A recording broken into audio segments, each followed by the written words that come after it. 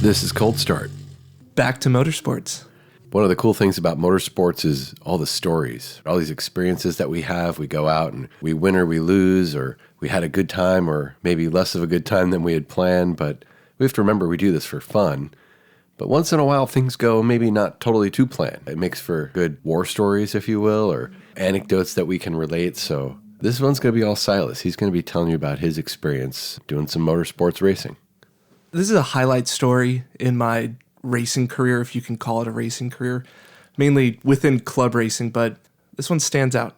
It doesn't still sting. It's been enough years that have passed since this has happened where I can look back on it, laugh a little bit, but no, it's an interesting one for sure. They say time heals all wounds. Yeah, this one for sure. Yeah, we throw it back to 2018. 2018 for me with racing was and still is a highlight year for me of all the stuff that I got to do in regards to motorsports. So even though this story doesn't have a positive note to it, 2018 for me is still a very fond year within motorsports. The series that I was racing was the Specky 30 series with NASA, mainly within the NorCal region, but NASA once a year does a national championships race. And with these national championship races, it brings everyone from all across the country to one track to all compete to prove who is the best within each series. In 2018, for the national championship, NASA decided to go to the Circuit of the Americas, or COTA, the F1 track, right? Which everyone was stoked about that. That was kind of the first major event for NASA at COTA. There is a region within Texas that goes there, but for the rest of us, we were excited. You know, it's the F1 track.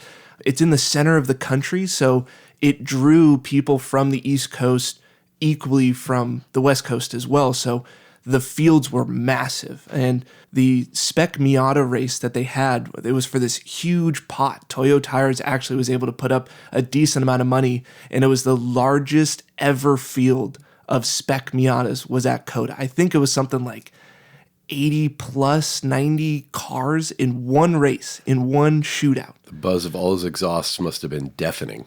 It was amazing. I was up in the stands watching that start because it was phenomenal seeing that many cars. And for the Specky 30 race, we still had a pretty good turnout. I think we had high 40s, almost 50 cars in our class. So it was super exciting because it was all of the who's of the Specky 30 world all came out to COTA for this national championships race, and everyone wanted the crown. It was good competition. The weekend didn't start off the way I don't think anyone wanted it. There was an incident that occurred in the first warm-up session of the weekend where, and I'm not going to name names in this story, one of the NorCal cars ended up getting into one of the East Coast cars, and in a big way. So there's a lot of hairpins at COTA. You've driven at COTA. So yeah. The back hairpin, one of the NorCal cars lost brakes and went in, had nowhere to go, and ended up T-boning this East Coast car. Oof. Like creamed it in the left rear tire, so much so that the left rear was actually exposed. It was an open wheel car on the left rear, got hit that hard. And obviously this East Coast individual was very upset that his weekend was over, essentially. He was able to fix the car, and he was in the championship race on Sunday, but he had a lot of frustration. The NorCal car was completely totaled. The driver of the NorCal car was very apologetic, and this individual had a reputation of causing some stuff in the past, especially on the East Coast, and, you know, usually he was a pretty rough individual for the most part, but in this instance, he actually apologized, and he was very, very sorry, willing to pay for damages, all of it. He felt terrible about this circumstance. But this basically sets the platform for what occurs later on through the weekend. The way that national events are set up is you have qualifying on Friday, and then you have a practice race or a heat race on Saturday, and then that'll set the grid for the race on Sunday. And the race on Sunday is the only race that matters. Where you finish on Sunday is where you get the prize money, the trophies, all that good stuff. Anyway, fast forward to Sunday. I end up finishing second in the race to another NorCal car. So I'm an NorCal car. There's another NorCal car. It's the two of us. We finish 1-2. I finished in second. And we were fairly close to one another. We had a couple second gap between us. But then it was a substantial gap to third place. So the two of us finish, and then there's a large gap back to third place. So to anyone else, it might look like, oh, two outliers, the two NorCal cars way out in front of everyone else. They came and kicked everybody else's ass. Right. They didn't want to admit that. Okay, the NorCal guys can race, and they got some speed. The East Coast, Specky 30 in the East Coast is a bit more of a tight-knit community, and there's a lot more cars on the East Coast. And, the West Coast guys, we try to boast that we're faster, even though there's not as many of us, but that we're the better Specky 30 drivers. And this national event was really that clash of West Coast versus East Coast. And I think they were a little upset that two NorCal cars finished 1-2. So post-race, we get impounded. And for spec classes, it's normal. You go through a pretty extensive tech inspection post-race, especially for a spec class. I think they looked at our wheels. They took our wheels off to make sure that the offset of the wheels were symmetrical left to right. Checked a couple other things. We even went to the dyno. Cars were dyno measured to make sure that everyone was within horsepower. No one's cheating. They go through the cars with a fine-tooth comb, especially on national race weekends. They do a little bit extra for those. And this is what they do after the race, but they do this before the race as well to make sure you're spec going in? Through the weekend. So before, or it's usually after the races, but like after qualifying, they might pull a couple cars to do some inspections. And then after that preliminary race on Saturday, they do inspections as well. So got it. So it's like this parc fermé. You put your car in. If you were one of the winning cars, then they want to make sure everything's above board. Right. Basically, you get awarded if you're fast or doing good, you get sent to impound. Okay. So, and they'll always weigh the cars. That's always another big one, is they make sure that they meet the minimum weight when they come off the racetrack. So you can even be penalized if you lose a bumper. Like if your bumper comes off your car and it's out on the racetrack, you might be underweight. Sorry, you were too light. Right, and there's nothing you can really do about that. But yeah, through the weekend, you're on the dyno. If you're fast, you're on the dyno after every session almost to make sure that you're not over horsepower. And that's, within spec racing, that's pretty much the easiest way to cheat over other people, is to make more horsepower. If you can go faster and have more power than the other guy, a second a lap is going to add up over the course of a 30, 40, 50-minute race where you might be doing 15 laps. That's where a 15-second advantage can come from. But we did our post-inspection, and everything looks good, and everything's above board for both the cars. And that's when things start to get interesting. The story at some point has to go awry. And so there was some protests made. Within club racing, you can file a protest against another car if you think they're doing something against the rules. And there gets two protests put, one against my car and one against the other NorCal car. Now, the protest against the other NorCal car, to cover that first, was in regards to stickers. So does the protest have to call out what they're actually protesting for, what violation they think has occurred? Yeah, it has to be specific of, I think that they're in violation of this rule, chapter whatever, rule whatever. So it's a specific one. It's a piece of paper that you basically fill out, you write everything down. The car that finished first got protested for not having proper stickers. They were going that low of trying to take things away, of he needs to be DQ'd because his Specky 30's in the lower left part of the window, not the upper right part of the window. Because the aerodynamic drag of the location of the stickers makes a big difference in the outcome, right? Oh, massive difference. It's like, how would I have known that was a Specky 30? It didn't say Specky 30 in the right location. That protest got turned into just a fine. It was, I don't know if it was $50 or $100 or whatever it was, but you do need to have the proper stickers. It was in violation of a rule, not to the extent that should be a DQ from a national event. Is that more like a class identifier, or is there a brand of a logo or a sponsor or something that they're expecting to be present and they're annoyed that they didn't get their press? The protest was against required stickers for the class. So it's class identifiers as well as name. So you're required to have your name on the car just so that you know who's behind the wheel. In regards to sponsor stickers, there are some rules with that as well. But basically, if you don't run a sponsor sticker, a lot of these contingency prizes you get in club racing, money, if you don't run the stickers, you don't get the prize. So, and in national events, there's a lot of companies willing to give decent money, not get rich money, but prizes and gift cards and things like that. So you want to make sure you're running their sticker in the proper location to be able to meet all of those contingencies. In this case, it was nitpicking that a name or a Specky 30 designation was on the car in a wrong place or was not on the car at all. Wow, that seems like super not material to the race or anything else that would really matter to anybody. I mean, even the organizers of the series, they could say, it says Specky 30, except instead of the upper right, it was in the lower left or something like that. Right. It was a bit trivial and trying to get back at the NorCal cars. And thankfully, that one just turned into a fine. So it didn't affect the finishing position of the race. But then there was another protest filed. And that filing was against me and my car. And still fairly young in racing. And, you know, it can become daunting when officials are coming over to your car and looking at certain things. And I'll be the first to admit I'm not necessarily the most mechanically inclined individual. And so, you know, when they're asking questions and looking into things, I'm like, I don't know. I think. Yeah, exactly. And thankfully, you know, I have friends and stuff like that always help to maintain the cars. And so they would understand more things than I would. And they would be there to help me answer those questions. And basically what the ruling was, or what the protest was, that I had a coating on the outside of my headers. So that exhaust headers off the engine. I guess during one of the other post inspections when my hood was up, people were looking at my engine bay and noticed that my headers weren't rusty like the East Coast cars are. That on the West Coast, my headers were shiny. Not like polished, but they weren't covered in rust and dirt and grime and things like that.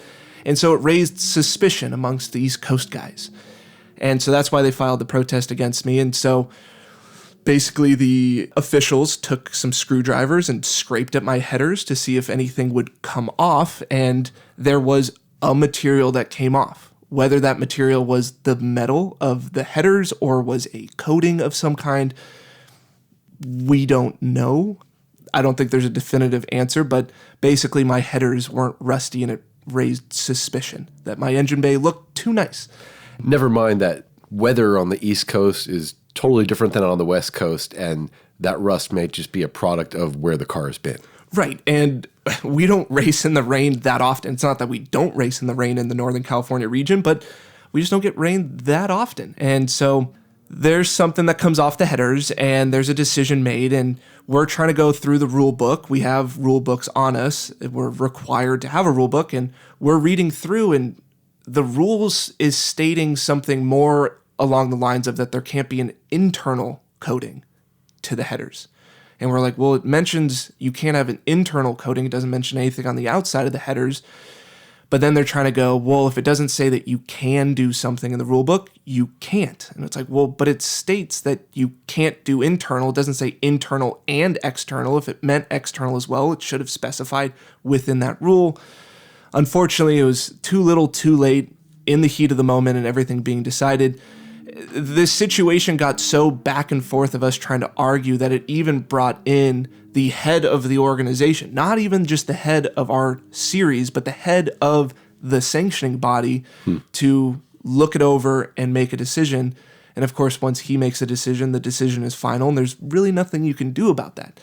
And so unfortunately, I ended up getting DQ'd from this event. I finished second at this major national event in a field of almost 50 cars, and I felt really good. I stood on the podium. This was after they did the podium. So I stood on the podium. I got the trophy. I sprayed the champagne, and all of that gets ripped away. And I have to hand over the trophy and all the prize money that was going to come with that, which was going to be substantial for a club racer for that weekend.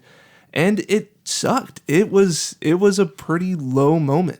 Like, even a theoretical world, what coating could there be on your exhaust headers that would give you a substantive enough advantage over the next car such that be that gap, second place before third place, you had a big gap there?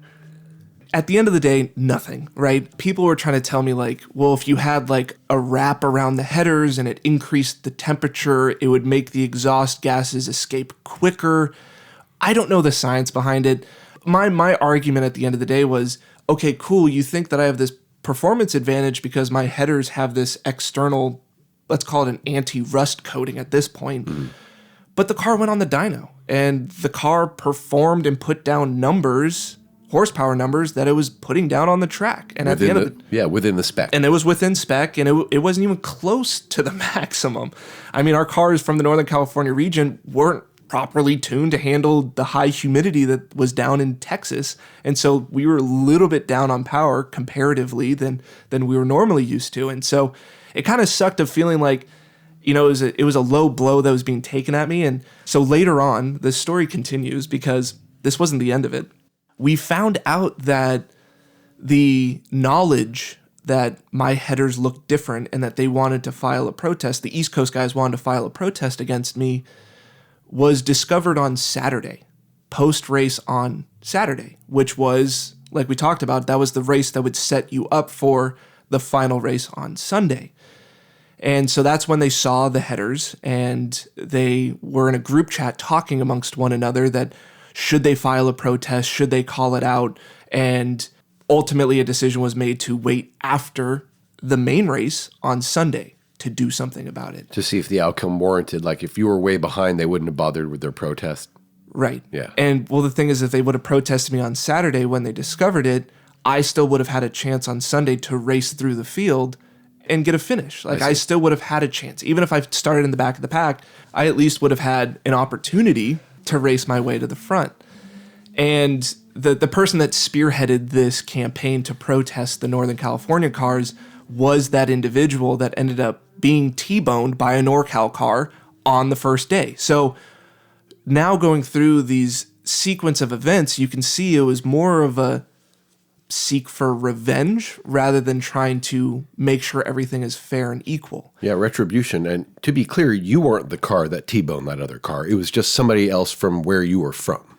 Right. And I got grouped together with him. They thought that we were all buddy teammates together, when in fact that individual that ended up T-boning the other guy was kind of my arch nemesis in the NorCal region. We were the two fast cars in NorCal.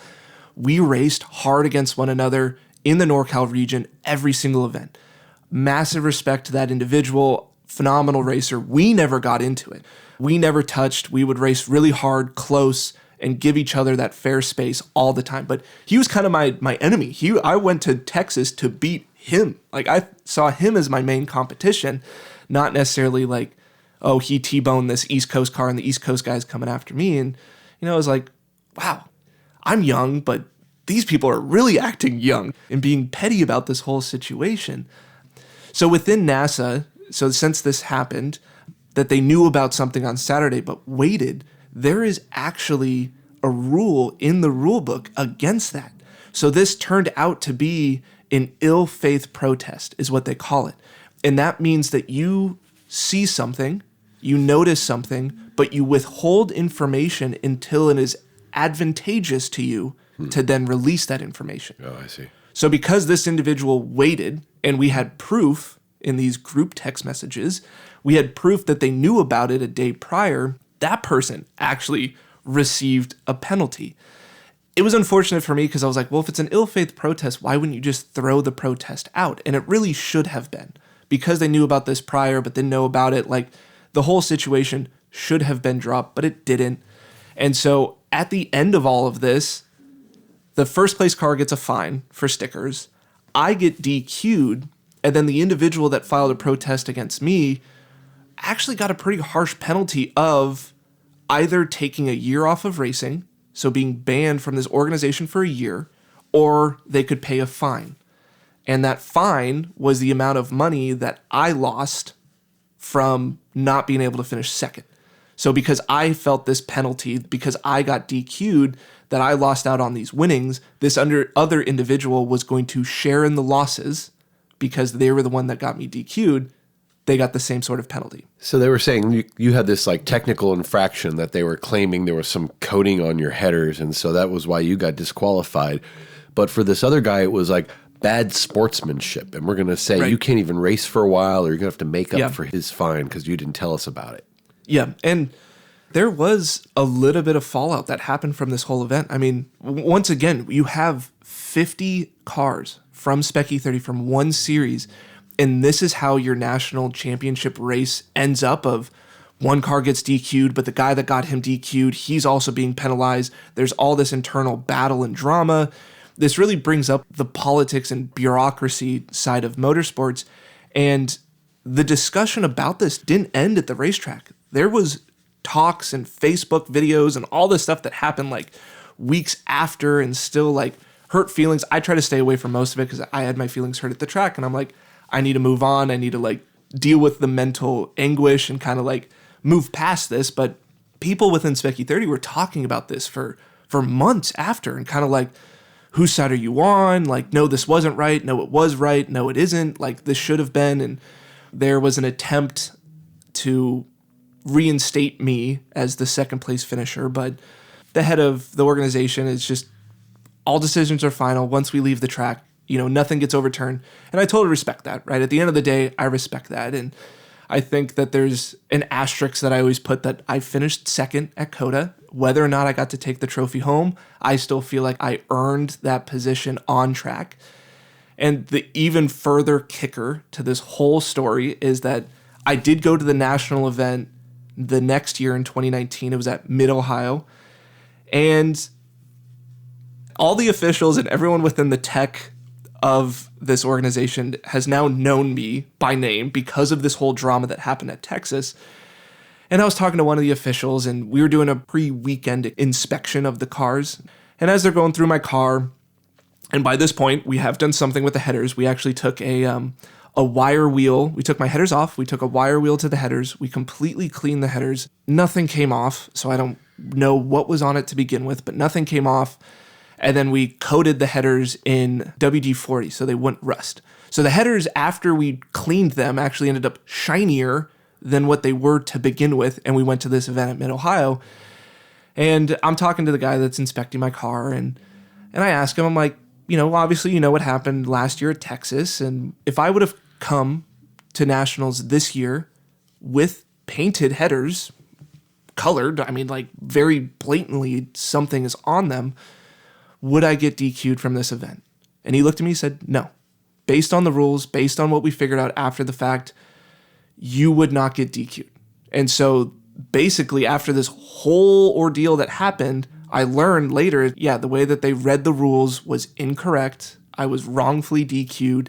If I were to come with coated headers in a future event, I would not be DQ'd. And that was kind of like the final, stake in the chest of, man, that sucked. Like, that shouldn't have gone down that way, but it did. And it's one of those things you just kind of have to accept. And the people you're dealing with in motorsports are human. As much as you want to go to the track and think at the end of the day, it's whoever finishes first and whoever takes the checkered flag, that's the winner.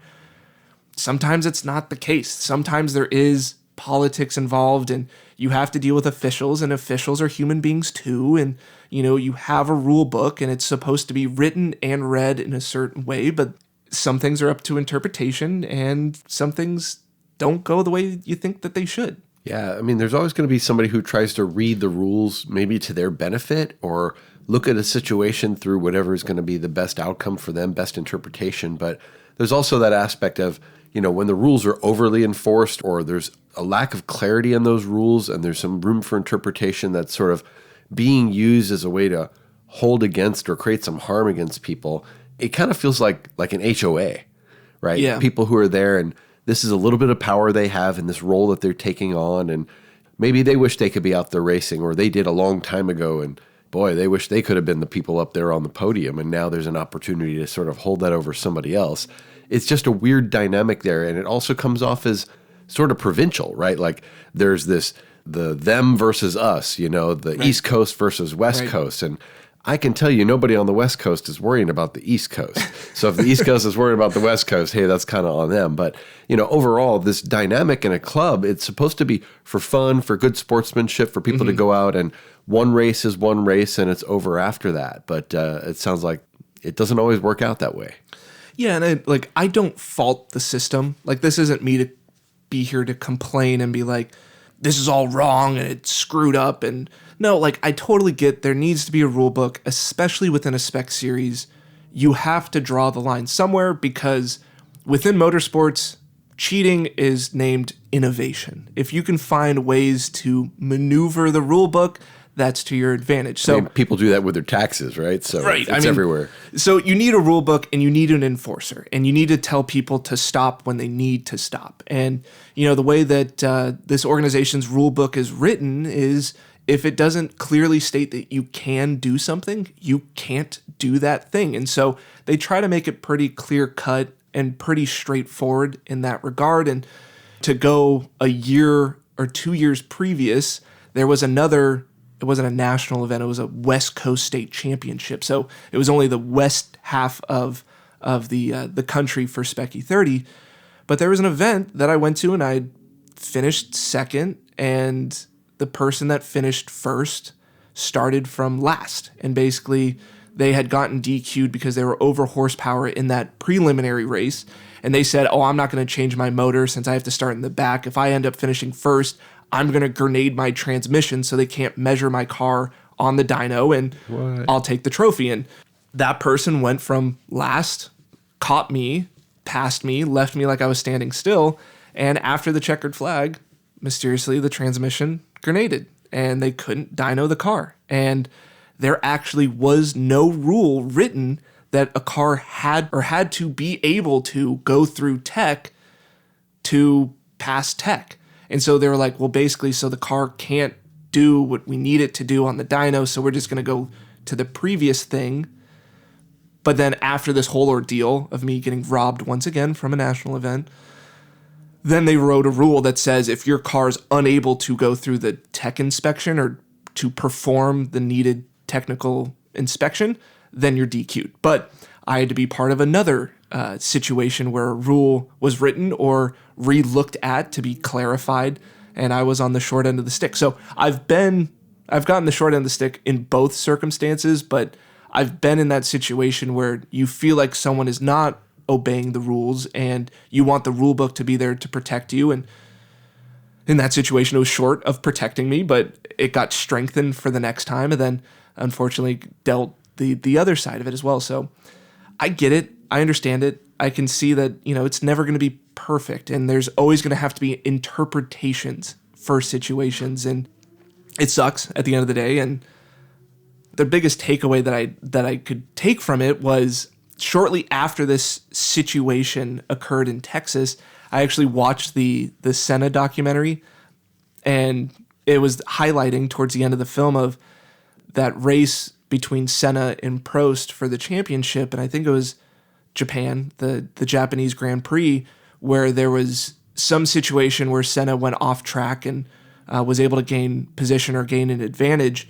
And there was this whole post-race, I guess Prost got into him in the chicane, and Senna had to take an access road because he had no other option, and gained an advantage, and ended up finishing first in the race and was going to win the championship. And it was a whole post-race political thing that Prost went through with the head of FIA, and something got overturned, and Senna lost out on that championship. And I felt that, right? I was like, oh my God, this is like similar to the situation I dealt with of like, you think you go onto the racetrack and you race, and the checkered flag determines the winner, but then there's this other bureaucratic rule book. If you can leverage the rule book to your advantage, you can use that as a tool to beat your competitors.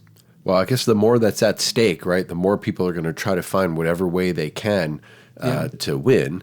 But even in the case where in a club race, right, what's at stake? Bragging rights, a championship trophy, maybe some prize money. People always find a way to try to, make their situation be the sympathetic one, or find a way to work around the rules. And how does that not take away from your enjoyment of club racing? Did you do more Specky 30 after these things happened, and how did it sort of change your mindset? Yeah, no, I definitely didn't want it to deter me from doing it, because club racing, you do it for fun. At the end of the day, you're spending money to be there. You're not a pro driver. No one's writing you a check to go to these events. So you spend the money to travel and bring the vehicle and, prep it and entry fees and all this stuff to have fun. And, you get into the competitive nature of like winning is fun, spraying champagne is fun, like finishing and getting hardware is fun, even if it's a little plastic trophy. That makes it more fun. There is still that competitive nature that you want to do well. And yeah, like at the end of the day, if you're not having fun, don't go and do it. And so it did take a little bit of time for me to kind of, get back into that proper mindset after kind of feeling beat down by the system and beat down by my fellow competitors of like, we're all here to have a good time. And it's like, if I'm not like doing something like egregiously against the rule book to just be a blatant cheater, if you're going to nitpick me on small things that at the end of the day, like really didn't matter, is that sort of the people that I want to be racing with or spending my money with, right? And I did go to that next year at Mid-Ohio, and there was some unlucky stuff that happened at Mid-Ohio, and I didn't perform very well. And once again was that kind of like beat down of I'm not having fun. But, even after Mid-Ohio, I reevaluated what is club racing, and I'm taking it too seriously and, beating on myself too much of poor finishes and things like that. It's like, no, like have fun going to these tracks, have fun in the experience. Even if you finish fifth and you really should have finished second or first or on the podium, you got to go racing. And that is so cool. And so my mindset after those handful of years of like tough club racing or tough luck in club racing actually led me down a path of like, just enjoy it. Just go out there and have a good time. Like, don't take club racing on that level so seriously. It's another one of those, lessons you can take from having had this experience racing a car, taking your car to the track. Sometimes setbacks happen completely out of your control. There's nothing you can do. You can do everything the right way. You can try to plan the best you can plan. And it might not come down to something that's even in your control at all. If somebody else decides to file a protest or something on a car looks different than they expect, if the rule is if it's not explicitly allowed, it's disallowed. There's like a logical fallacy there, right? You can imagine there's a whole set of things that you can't explicitly say must be, and then therefore they're disallowed. So there's just a way here to look at things where you realize people are just trying to do the best they can do. Nobody created those rules to be used in sort of an inappropriate way, but that's not to say human nature isn't what it is, and people who felt like they should have had something might not use it, inappropriately. And I mean, in that situation in Texas, I was just made to be a target. I was the target of a situation that I wasn't even involved in the first part, and I got grouped together with the NorCal guys, and it was basically anything that they could find to break me down, right? They're not there to understand me as a person that's like, hey, I'm just coming to like race hard and race clean, and I'm not coming with, a cheated up car. I'm coming with, a well-prepped car to be competitive and to race hard. They didn't look at me as that individual. They looked at me as, you're the NorCal guy. All you NorCal guys are cheaters. We're going to prove that. We'll take you down however we can. But no, I mean, I ended up racing on the East Coast a couple times after the Mid-Ohio event. I kept my car on the East Coast. I ended up going to VIR and racing with those guys there and, bringing a West Coast machine to the East Coast. And I had a bunch of fun. I had a blast, So the mindset shifted after those couple years. And to fast forward to the latest national event that I've done was Laguna Seca, and I finished second once again. So for all those listeners out there to think that I'm satisfied with my national performance within Specky 30, I am not. I have finished second 3 times at national events. I was robbed of 2 of them. Well, the Texas one I would have finished second, but I got stripped of the second place. And the Laguna Seca race was actually my favorite ever race that I've done. I battled with first place. We swapped first and second, I think, 8+ times, if not 10 times. It was mixed conditions. It started raining. It stopped. It started raining again. There was cars all over the place. It was my favorite race. And my changed mindset of going into that event and coming out of it, of finishing second, I didn't feel defeated. I was like, you know what? That's the most fun I've ever had in a race car. The racecraft, the close proximity, racing hard. We never wrecked each other. We didn't dent up our cars at all. There might have been a couple rubber marks, but it was the best it could be. And I didn't come away thinking I had lost, right? Everyone thinks, second place, first loser, but I was like, no, I had an amazing time. I would have loved to have won, but I still appreciated the experience. Another life lesson here is, right, that perspective. You go out to do this thing and you want to win. It's a competitive thing. You didn't come in first, so yeah, second place, you're first loser. But how many other people were you ahead of in that pack? If you had 40 cars out there, there were 38 other people driving who would have loved to be second place. Yeah. In that situation, when you realize how bad it can be to having achieved something and having it taken away from you sort of unfairly because of this misuse of the rules, when you went out there and like legitimately had a great race at a place that you love and know and you've been to a lot of times, and you can look back on that as an amazing experience, second place has to feel like a win just as much. Right. Yeah, and it's learning to just take the positives and not focus too much on the negatives. And winning isn't everything. I mean, it is, but you get to that point that you're competitive and you want to win, but if that's your only mindset of like, if I don't finish first, everything else is a failure, especially in club racing, that just ruins it. You're going to be pissed off more than the times that you're going to be satisfied. The only time you're going to be satisfied is when you're holding up a trophy that has a number 1 on it. Come on, you got to take the wins where you can get them outside of just winning overall. Even the best racers at the top levels don't always win. They have to figure out how to still enjoy what they're doing. And okay, they're getting paid to do it, and there's some other dynamics. But in all of this, we do this to gain enjoyment out of life. We do this for fun, to challenge ourselves, to go and have experiences that are different than we could have in any other place, And so that's so important to remember. It's easy to get caught up in all those trappings of you got to be first or you lose. You have to go out there and win something. The experience is really what it's about. And these are just cherries on top. If you come away with a trophy or some recognition, great, good for you. But you know what? If you went out there and did it and had a good time and you didn't have any of those things to show for it, you're kind of as much of a winner. I mean, that sounds kind of cheesy, but it's true. Yeah, you can have a great race and finish 7th. Like if you and another car are just like on top of each other the entire time and you make a great pass, but then you might make a little mistake and that dude gets back around you, then you can catch back up. Like that's a good race. That's where the fun is. And yeah, I mean, the mindset of club racing should just be like, go out there and have a good time. And if you can bring your car back in one piece and you diced it up with some other guy, like that's a win. Now, if I was a pro driver on the pro circuit and I'm finishing second over and over again, like I might start banging my head against the wall, but that's a different mindset. You're getting paid. There's some responsibilities. There's some expectations that you have to keep up with. But on the club level, yeah, I mean, just enjoy your time on the podium, whether you're first, second, or third. It doesn't matter. Or if you started off the season finishing 8 out of 11 cars, but now towards the end of the season, you're finishing closer to the top 5, you take a win with that. Progression is a win. Yeah, absolutely. When you zoom out of all of it, you're like, so wait a minute, I got to take my race car to this place and go compete with a bunch of other people. We went out there and had a blast driving on this racetrack that we would all love to go race on, this cool circuit. We went out there and did it. We got to the end of the race. We completed it. We had all this experience to look back on. People took my picture out there. You could see me on the track, whatever. All of that is a win. And then so if all we do is measure it based on that one outcome, even if it's not totally in our control, right? That's just a recipe for being unhappy.